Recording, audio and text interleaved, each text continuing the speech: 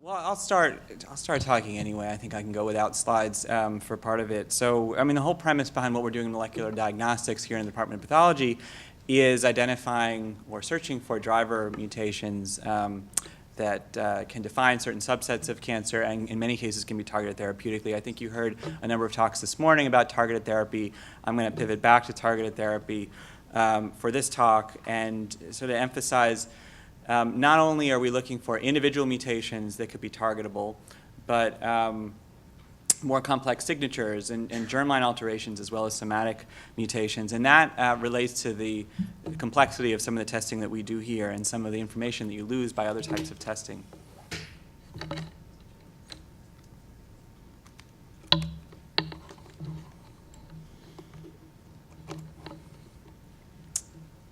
Great.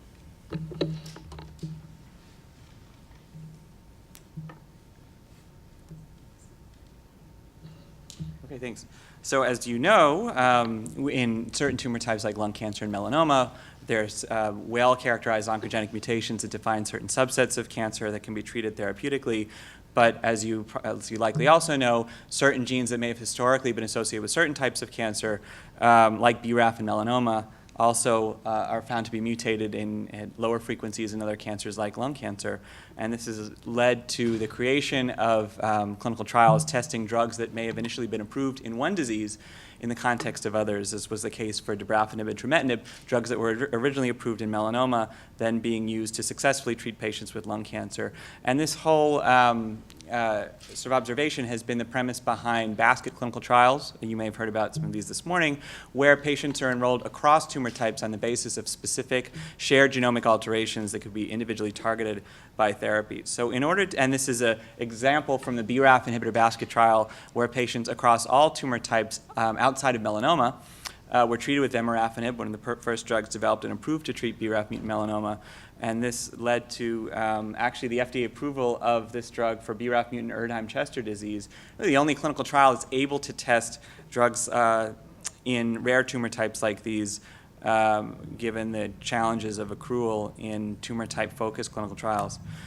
But this is really the reason why molecular testing has proliferated so much. To find patients eligible for these trials and to match patients to the most appropriate targeted therapies, it requires tests that examine all classes of alterations, so point mutations, copy number amplifications and deletions, indels, in all cancer genes, not just necessarily those associated with that tumor type, but any tumor type where there may be a drug or therapeutic option. Across all cancer types that are treated at an institution like ours, given the availability of many targeted therapies through basket trials that may be considered for patients with any disease. So the testing itself has to be scalable, fast, and affordable, sensitive for detecting low allele frequency mutations where the mutation itself may only be present in a small fraction of cells due to tumor heterogeneity or low purity, and to be flexible enough to incorporate emerging knowledge, given that every week there are new papers suggesting the clinical relevance of new mutations in various cancer genes.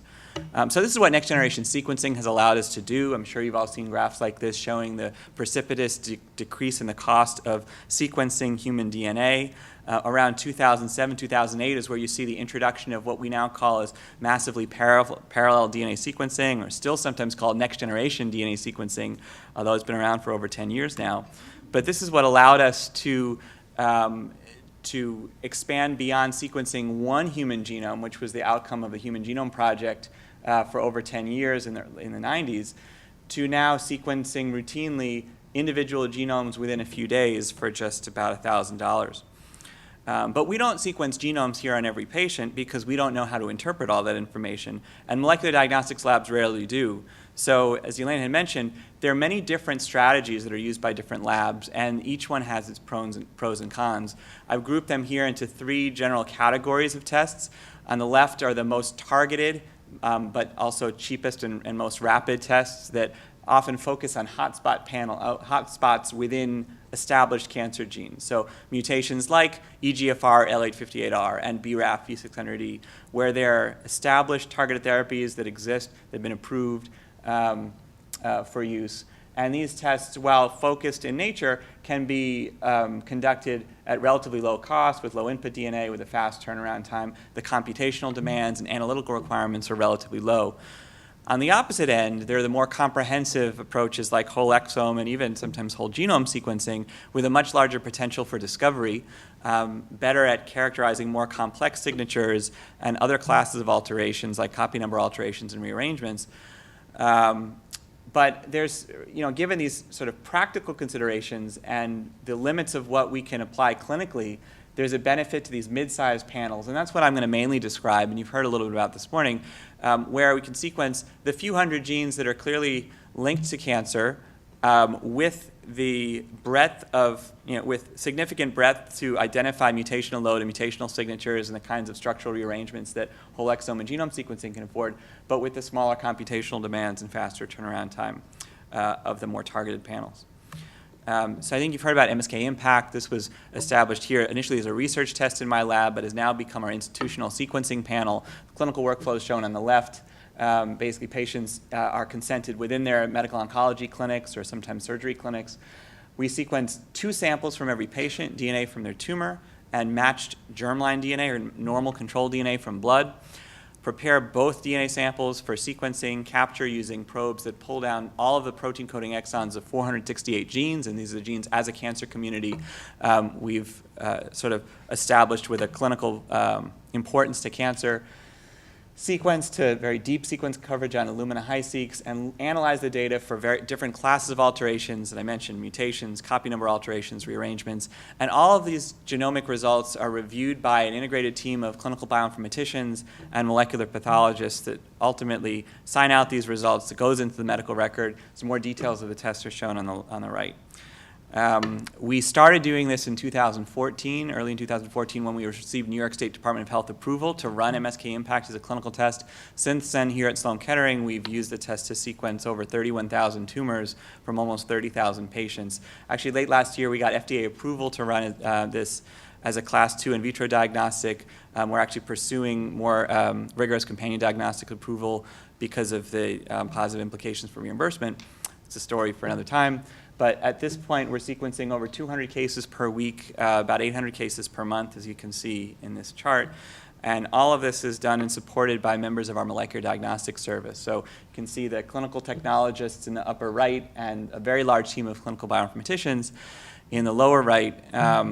And with me, Amit, Arima, Maria, Mark, David, and David have provided the technical and clinical leadership for this effort. I'm not going to go too much into the data, but I want to present enough just to give you a sense of the breadth of information that we can accumulate. This is the distribution of tumor types that we've sequenced using MSK-IMPACT, and you can see it covers all common and rare tumor types of patients that are treated here at Sloan Kettering. It's not restricted to just the lung cancer and melanoma and colon cancer where there are established guidelines and likely reimbursement. We've extended to all tumor types given the availability of basket trials and the knowledge that there may be targetable mutations that we might observe. But in order to support this effort, it's initially required a large amount of institutional and philanthropic funds. More recently, tumor types like gastric cancer have been considered to be billable, and we've been submitting to insurance more actively. But what we see when we look back at the data that we've generated and analyzed is that the same genes are frequently mutated across different types of cancer. This isn't surprising. Those mutations may arise at different frequencies across different types of cancer. It's also not surprising, but this has allowed us, with population scale data, to achieve more precision in understanding the prevalence of different mutations across all the different cancer types, and put that in context of what we knew before and what we're observing in other lineages. And all of these data are available to everybody here at Sloan Kettering through the CBio portal. You probably know this, I hope you know this, but every night the clinical sequencing results get updated so that you can log in the next morning to cbioportal.mskcc.org. Nikki Schultz developed and maintains this site, and he spoke this morning.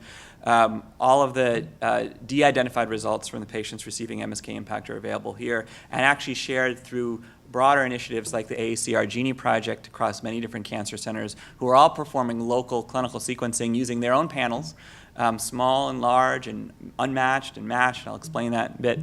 But through the aggregation of all these data, we can better study rare tumor types, rare alleles, and common and rare tumor types. And it's established, I think, procedures and best practices associated with data sharing. In order to interpret these data, I think Nikki might have mentioned this morning the various knowledge bases that exist. If you order MSK-IMPACT for your patient, you get a list of mutations. How do you know which ones are clinically relevant and which ones aren't? This is the big challenge, and it's something that many different centers have begun to address. I think efforts to aggregate and harmonize these clinical knowledge bases are going to be particularly valuable. But the one we use here in the meantime is called OncoKB, that was developed by Nikki and Debiani and JJ and others, where mutations are annotated according to not just the gene, but the specific allele and the specific tumor type with respect to their clinical significance according to clinical guidelines and clinical trials and biological information. And these annotations are available at oncokb.org. We've begun incorporating all of these into our molecular diagnostics reports. This is as of a couple years ago. And so you can see for a patient with cancer that the clinically relevant annotations are included, specifying any drugs that might be available or the clinical implications of what we observe. These are also available through the CBio portal. And all of this together gets fed into an institutional database here at Sloan Kettering that allows the MSK-IMPACT results to be integrated with surgical pathology diagnoses, clinical information, scheduling system, the financial and billing information. So this institutional database called Darwin enables automatic alerts to be sent to clinicians, making them aware of new patients who have qualifying molecular alterations for their clinical trials. And this is supporting particularly basket trials where knowledge of every trial across every service is just impossible. So it requires these automated alerts to inform oncologists of therapeutic opportunities. But what I want to talk about at the end, and I think this illustrates the benefit of some of these larger panels to the hotspot panels, is what else we can learn. Can we move beyond finding individual targetable somatic mutations that might be associated with a single drug? And for this, not only the breadth of our panel, but the fact that we're using both tumor and matched normal DNA enables us to infer a significantly increased amount of clinical information. So when we sequence tumor DNA and normal DNA, and there are other panels that do this, we can be certain that the mutations that are present in the tumor but absent from the normal are the bona fide somatic mutations. These are potentially attractive drug targets. These are the mutations that we list in our reports, and these are what we use to derive more complex signatures like MSI and tumor mutation burden. There are also the variants that are shared in both the tumor and normal samples that are the germline variants that are associated with cancer predisposition and in some cases have therapeutic significance as well. And then something I certainly wasn't aware of and didn't expect when we first started, but there are mutations that are specific to the blood cells but not the tumor cells, and this is associated with a process called clonal hematopoiesis. These are mutations that occur in hematopoietic stem cells that lead to a clonal expansion of those blood cells within peripheral blood. I'll talk about each of these briefly. First, a little bit more about somatic mutations. There are a number of signatures that we can be more confident in deriving when we know exactly which mutations in the tumor are somatic. The most simple being tumor mutation burden, if you even call this a signature. Consistent with whole exome sequencing, we observe a variation across tumor types where some tumor types generally have lower mutation rates, others have higher mutation rates. Within a tumor type, there's a broad range between low TMB and high TMB. And why is this important? I think you're aware of the association between tumor mutation burden and benefit from immunotherapy. A number of studies, initially in lung cancer and melanoma, but increasingly other cancer types as well, have shown associations between patients with higher mutation load and better outcomes when treated with immunotherapy. Here's some data from our lung cancer group in the BMS clinical trials of nivolumab, I think, and ipilimumab. But beyond just counting the number of mutations or the mutation rate, we can observe specific mutation signatures among those mutations that we observe. So whether it's A to C or A to G or A to T or C to T mutations, those can be coalesced into mutational signatures with different signatures having known associations with different environmental exposures or intrinsic genetic defects like mismatch repair deficiency. And you can see the colors represent different signatures that are characterized by the number of C to Ts or the C to Gs and so on. And for at least the most highly mutated tumors in the MSK-IMPACT set, we can derive these signatures and observe associations with certain tumor types and certain exposures. And again, this is important because primarily benefit to immunotherapy, particularly among patients with mismatch repair deficient signatures. And what I'm showing here is some work led by Luis Diaz when he was at Johns Hopkins for the clinical trials of pembrolizumab across different types of cancer with mismatch repair deficient tumors and mismatch and repair proficient tumors, leading to the pan-cancer approval of pembrolizumab for all metastatic MSI high or mismatch repair deficient solid tumors. So now we're moving beyond just colon cancer and endometrial cancer, where the ability to detect MSI, microsatellite instability, or mismatch repair deficiency is extremely important. And this has allowed us, I think Jackie Heckman spoke earlier today, and she led a project with Sumit Midha and our clinical bioinformatics team, looking back at all our MSK-IMPACT data to observe the strength of this MSI signature. And the red line indicates a cutoff above which we'd consider a tumor to be MSI high. The blue color coding indicates that orthogonal IHC or RT-PCR or MSI-PCR was performed, confirming the MSI high signature or mismatch repair deficient signature. On the left, the yellow indicates mismatch repair proficiency. And you can see the top two lines are colon cancer and endometrial cancer, but there are a lot of other patients across other tumor types that exhibited MSI high tumors. So that while 2/3 of all the MSI high tumors were in colon cancer and endometrial cancer, which are routinely tested, there are hundreds of other patients that we've seen with MSI high tumors, third on the list being esophagogastric cancer, where, and this has probably doubled or tripled since this pie chart was drawn, where patients that might not have been routinely tested are now being confirmed to have the MSI high signature. Just one other example of kind of a more research or development type signature was published a couple months ago by Barry Taylor's lab, where they identified a signature called whole genome doubling or genome duplication, which we can infer from the breadth of MSK-IMPACT by looking at specific SNP sites or heterozygous single nucleotide variants across the genome and how balanced or imbalanced they are.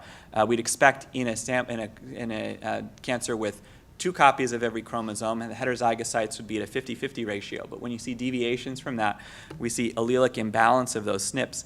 And this signature actually, in almost every context, is associated with a poor prognosis. And the details are described in the paper from Nature Genetics.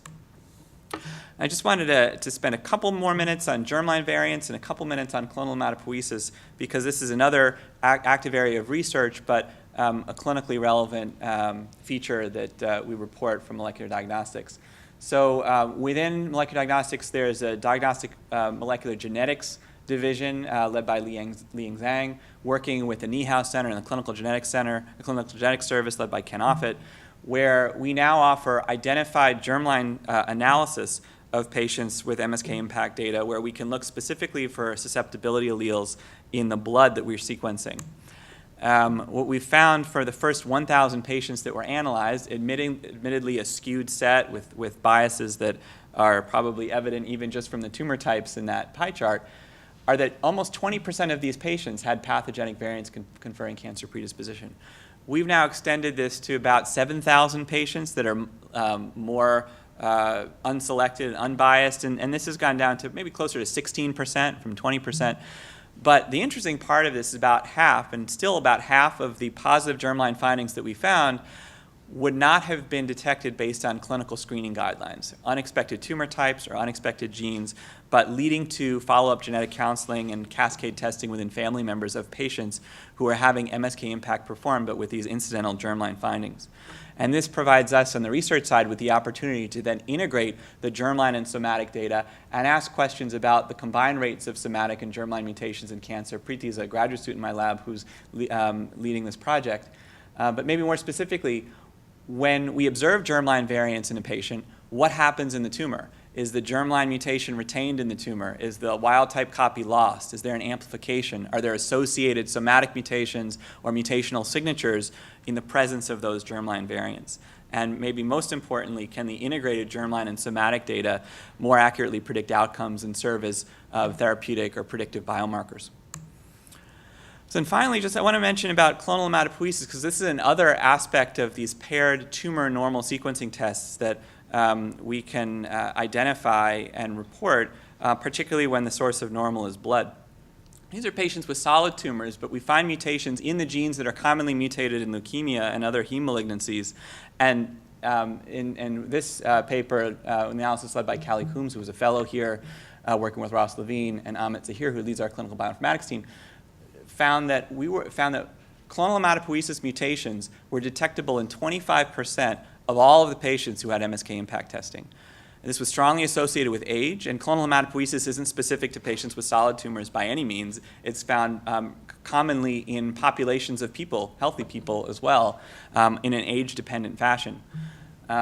But we did observe this at a higher rate in our cohort, in part because of the depth of sequencing and the sensitivity of MSK-IMPACT for picking these up. But also we did, when we correlated these results with clinical features, detect an association with prior therapy. Patients with radiation therapy and certain chemotherapies were more likely to exhibit clonal hematopoiesis, in some cases in certain genes. Patients with prior smoking histories were more likely to have clonal hematopoiesis.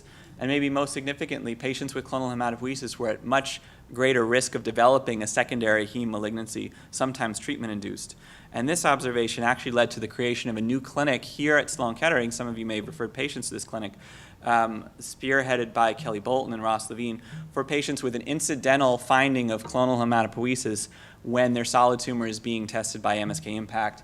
At this clinic, the patient with an otherwise favorable prognosis would be referred for constant screening and monitoring of potential secondary malignancies. I'm going to skip this. So just to close by talking about where we're going from here. So, the field is evolving, technologies are becoming more accessible, sequencing is becoming more and more cost-effective. So we're always looking to incorporate more genes and non-coding regions and actually viral DNA, given clinical observations of response to immunotherapy for viral positive esophagogastric cancers, among others. And eventually, I think we can imagine doing whole genome sequencing on all patients as a clinical test. But we're several years away from that. So we're still pursuing these targeted options. We're expanding to broader populations of patients, earlier stage cancers where we can imagine using this for prognostic biomarkers or early detection. First of all, I'll talk about cell-free DNA in one slide in a minute. But we need to better capture underrepresented demographics in our cohort and study rare tumor types through directed efforts. Liquid biopsy I've saved for the end, and I'll just mention, I think Luis Diaz gave a talk on this earlier, so I don't need to present the clinical justification, but thinking about the panels that are used to identify mutations in cell-free DNA, the big challenge is that the amount of tumor DNA in the blood is very low. So the fraction of DNA that you can extract from plasma that comes from tumor cells can be much less than 1%. So how can we find mutations that we're confident in when only 1% of the DNA is coming from tumor, and the sequencers themselves make errors at a rate of about 0.1%? And the way we do that is by intentionally sequencing every molecule of DNA multiple times. So if each one of these is a separate molecule of DNA and the stars represent mutations, if we were to just sequence each molecule once, we might introduce new sequencing errors and we wouldn't be able to distinguish those from the true mutations. But by amplifying each and attaching what we call molecular barcodes to the ends of each molecule and sequencing multiple copies of each molecule, we can then assemble consensus sequences. We take the multiple copies, collapse them down onto a single consensus sequence, which you can see at the bottom, which allows us to suppress and eliminate all of the background sequencing errors and retain the mutations as signal in these error-free consensus sequences. So Elena mentioned this. We've developed now a more targeted but pan-cancer cell-free DNA panel that we're going to be offering here very soon called MSK Access. And for this, we leveraged all of our experience having sequenced 30,000 tumors with MSK-IMPACT to identify those exons across all of those genes that were most frequently mutated, giving us more mutations to potentially detect and to track over time as patients receive therapy. And we made sure to include all of the OncoKB annotated clinically relevant mutations, hotspots, highly mutated exons, and other domains of important genes, as well as microsatellite regions to detect microsatellite instability, and other content for copy number alterations and rearrangements. So this is more, this is in the works, and this we'll have more to talk about soon, but it, I think, mimics some of the successful commercial cell-free DNA panels from Guardant and from Foundation Medicine that are being routinely used both for genomic profiling, but also for more early detection applications. So I'll close by acknowledging many people, but certainly not all people, who've been very involved in this effort, particularly those in my lab, Clinical Bioinformatics Service, Molecular Diagnostics Service, and Center for Molecular Oncology. It's really involved a tremendous amount of support, both scientific and financial, from the leadership of the center to allow us to screen large numbers of patients in tumor types where we want to collect the data, but insurance and Medicare aren't reliably reimbursing the test. So I'll end there, and if you have any questions, feel free to reach out to me. I know it's getting late, so I'll probably cut myself off, but thanks very much.